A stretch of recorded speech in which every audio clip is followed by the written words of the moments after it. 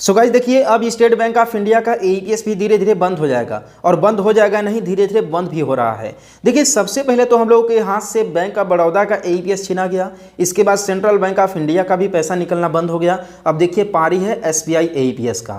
देखिए, SBI AEPS में यह जो प्रॉब्लम आ रहा है, किसी एक ग्राहक के पास, किसी एक सीएसपी संचालक के पास नहीं आ रहा है। मैंने 50 किलोमीटर के अंदर में लगभग जितने भी सीएसपी संचालक हैं उन सभी से मैंने ये पूछा और उनमें से अधिक लोगों का यही रोना धोना है कि ये प्रॉब्लम आ रहा है और एसबीआई एईपीएस का पैसा नहीं निकल रहा है। और यह जो एरर है बहुत ज़्यादा प्रॉब्लम कर रहा है सीएसपी संचालकों के पास, क्योंकि अगर 10 एसबीआई कस्टमर आते हैं तो उनमें से 6, 7, 8 एसबीआई कस्टमर वापस चले जाते हैं, उनका पैसा नहीं निकलता है। देखिए, बेसिकली जैसा कि आपको भी पता है, हमें भी पता है कि सभी बैंक अपने ग्राहकों को जो है फ्री एईपीएस लिमिट प्रोवाइड करते हैं। उसी तरीके से एसबीआई भी अपने ग्राहकों को 4 फ्री एईपीएस लिमिट प्रोवाइड करता है। अब इन 4 फ्री एईपीएस ट्रांजेक्शन में ग्राहक चाहे तो मिनी स्टेटमेंट निकलवा करके खत्म कर दे, बैलेंस चेक करा करके खत्म कर दे या फिर कैश विड्रॉल करा ले। लेकिन चारों लिमिट खत्म करने के बाद स्टेट बैंक ऑफ इंडिया ने नया चार्जेस रूल भी जारी किया है कि इसके बाद अगर ग्राहक एईपीएस यूज करता है तो उसके अकाउंट से 15 रुपये प्लस जीएसटी कटेंगे। लेकिन 15 रुपये प्लस जीएसटी तो नहीं कट रहा है, बल्कि ग्राहक के अकाउंट से कोई ट्रांजेक्शन ही नहीं हो रहा है। बेसिकली जब सीएसपी संचालक एईपीएस यूज करता है, ग्राहक का ट्रांजेक्शन करने की कोशिश करता है, चाहे वो बैलेंस इंक्वायरी, मिनी स्टेटमेंट या फिर कैश विड्रॉल, तो सिंपल सी बात है उसके सामने यहाँ पर ये एरर लिख करके आता है, ट्रांजेक्शन अमाउंट एक्सीड लिमिट का। इसके नीचे लिखा रहता है transaction amount limit consumed, please check withdrawal limit of bank. अब देखिए, यहाँ पर जो स्पाइस मनी एप्लीकेशन है, चाहे आपके पास कोई भी बैंक है, यहाँ पर मैंने फिनो से भी ट्राई किया, सभी में यही आ रहा है ट्रांजैक्शन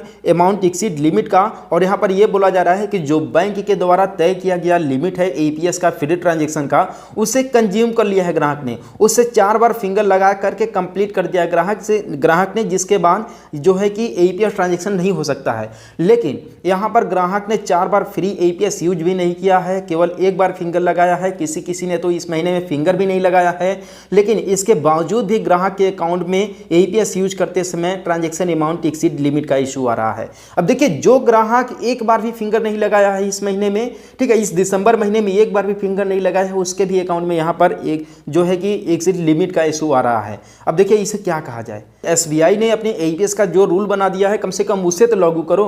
जो उसने चार्जेस तय किया है कि 4 फ्री ट्रांजैक्शन के बाद कस्टमर के अकाउंट से 15 रुपये प्लस जीएसटी कटेंगे, भाई उसे तुम लागू कर दो। ठीक है, ग्राहक जब नेक्स्ट ट्रांजैक्शन करेगा तो उसके अकाउंट से पेमेंट कटना चाहिए। लेकिन जब तुम यहाँ पर ट्रांजैक्शन ही नहीं करने दे रहे हो, यहाँ पर एक्सीड अमाउंट लिमिट का इशू ला दे रहे हो, तो ग्राहक कैसे ट्रांजैक्शन करेगा। भाई ग्राहक के अकाउंट से कोई भी ट्रांजैक्शन नहीं होगा एईपीएस का। ठीक है, तो आप धीरे धीरे देखो, जो ग्राहक 1 बार भी फिंगर नहीं लगाया है महीने में, उसके भी अकाउंट में यही प्रॉब्लम आ रहा है, जिसके वजह से यही मेन कारण है जिसके वजह से एसबीआई के 10 ग्राहकों में से 7-8 ग्राहक वापस चले जा रहे हैं, उनका पैसा निकल ही नहीं रहा है। और गलती से अगर किसी ग्राहक का अगर आप पैसा भी चेक कर दिए एसबीआई एईपीएस में, तो भाई उसका पैसा निकलना मुश्किल है।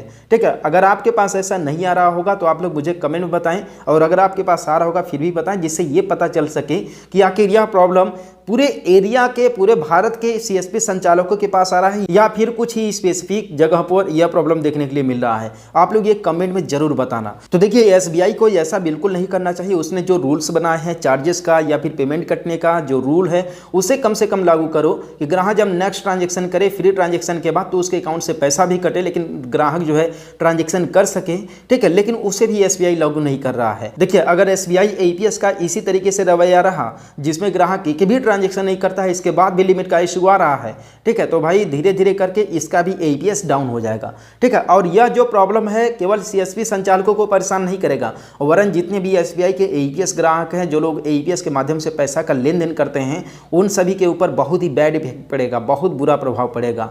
तो ये एसबीआई को सोचना चाहिए। तो साथ में एसबीआई ने जो चार्जेस लगाए हैं उसे लागू करो, ताकि ग्राहक का पैसा कटे तो कटे, लेकिन ग्राहक का ट्रांजैक्शन सक्सेसफुली हो सके। ठीक है, लेकिन आप लोग ये कमेंट करना बिल्कुल मत भूलिएगा कि आपके यहाँ यह प्रॉब्लम आ रहा है कि नहीं आ रहा है। तो हम लोग मिलते हैं फिर किसी नेक्स्ट वीडियो में एक नई अपडेट के साथ।